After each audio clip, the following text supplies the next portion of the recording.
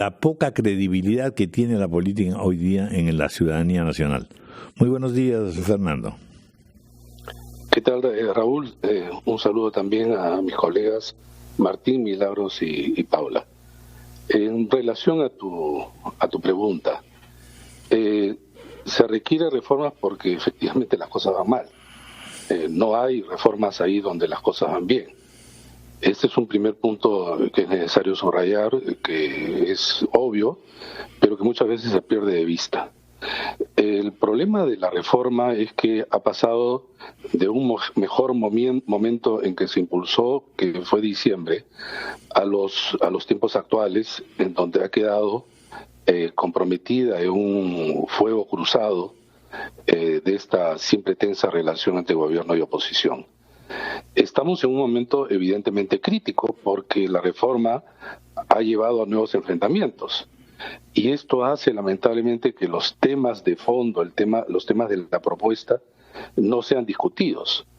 Esta es una situación evidentemente límite, pero quizá de esta situación se puede canalizar, hay alguna posibilidad de canalizarlo, si existiera una voluntad de tanto el gobierno y la oposición como para que se logre por lo menos las partes centrales de una reforma política.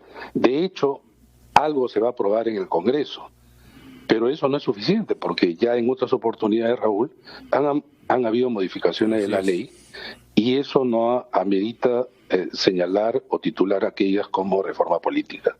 La nuestra lo era porque en realidad daba en aquellos puntos neurálgicos de los temas de representación e instituciones que merecían no solamente ser modificados, sino que esto impactara de manera efectiva en las reglas de juego de cara al 2021. Sí.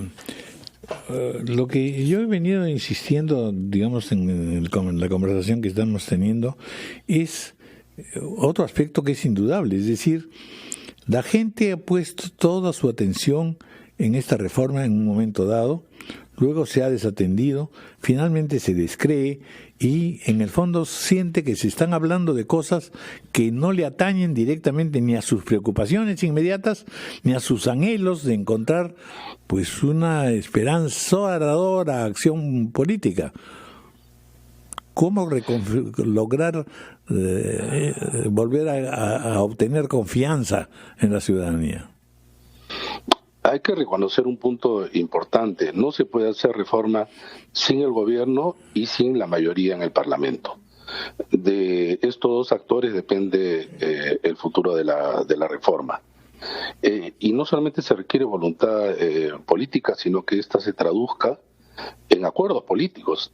Sin acuerdo político tampoco hay reforma.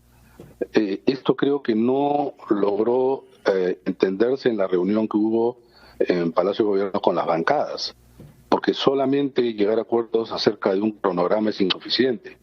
La idea, creo yo, era ponerse de acuerdo sobre los temas y el sentido y la dirección de las reformas, porque se pueden aprobar incluso las otras 11 proyectos de ley, uno ya fue archivado, pero retirarle el sentido que tenía cada una de ellas y en conjunto el paquete que tenía justamente esa naturaleza de interrelación y una lógica interna que ameritaba pensarse eso efectivamente como una reforma. Entonces, yo creo que hay que insistir en esto, el compromiso político, de lo contrario, repito, no va a haber reforma, pueden haber modificaciones de la ley, pero no va a constituir algo que permita realmente el 2021 encaminarnos en otra dirección a los que estamos acostumbrados.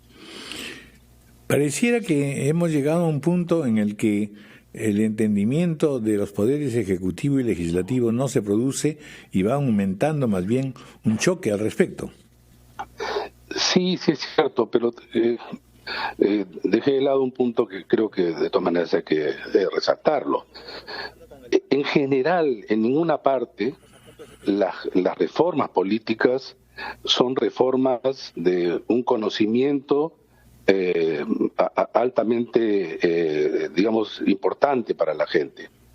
siempre reformas o asuntos públicos referidos a desde educación, salud, etcétera, siempre están por encima, porque se trata también de mecanismos que requieren una explicación y que es muy difícil hacerlo.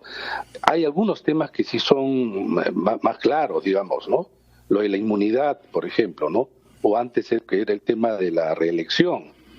Y en esto creo que el gobierno también tardó en colocar esto como un tema importante y sobre todo dejar de lado el sentido de usar o que la gente sienta que, y la oposición también, de que este es un instrumento como parte de la batalla, ¿no? Nosotros hemos entregado, ustedes conocen, un paquete de reformas que estaba al interior de un informe que además fue construido, elaborado sobre la base de reuniones, etcétera, y siempre hemos dicho desde el inicio, esto no es contra el Congreso ni contra los partidos.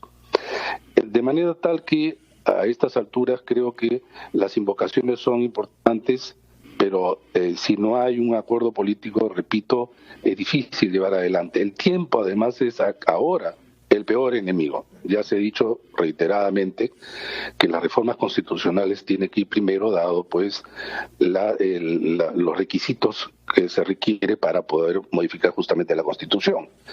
Pero estamos ahora en un entrampe. Si cada uno va a estar en su esquina del ring, va a ser bien difícil que esto prospere, pero nosotros abrigamos las esperanzas de que se puede llegar a crear puentes. Insistimos en esto, la esperanza es lo que no vamos a perder. Creemos que todavía hay algunos espacios, hay todavía luz al final, pero esa no viene por sí sola, hay que pelearla, y espacios como los que ahora RPP ha ofrecido creo que sí son importantes. Bueno, no corte usted por favor y escúchenos.